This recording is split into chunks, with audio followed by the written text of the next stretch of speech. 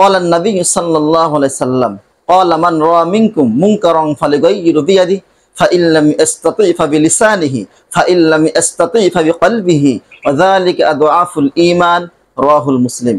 হাদিসটি সহিহ মুসলিম শরীফের হাদিস এবং মিশকাতুল মাসাবি শরীফের 4908 নম্বর হাদিস।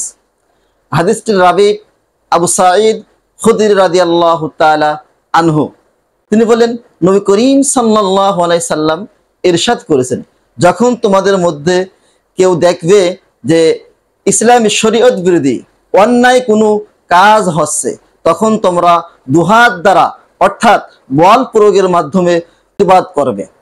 যদি বল প্রয়োগের মাধ্যমে প্রতিবাদ না করা যায় তাহলে তোমরা মুখ দ্বারা অর্থাৎ আলোচনার মাধ্যমে তোমরা প্রতিবাদ করবে। যদি তাও সম্ভব না হয় তাহলে তোমরা ঘৃণা করবে। এটা হচ্ছে ইমানের আপনার সবচেয়ে দুর্বলতম স্থান। আমরা হাদিস দ্বারা বুঝতে পারি আজকে যারা অন্যায় করে মানুষের উপরে জুলুম নির্যাতন করতেছে, হত্যা গ্রেফতার গুম করতেছে, ওদের বিরুদ্ধে আজকে আমাদের মুখ দ্বারা হাত দ্বারা প্রতিবাদ করার সময় এসেছে।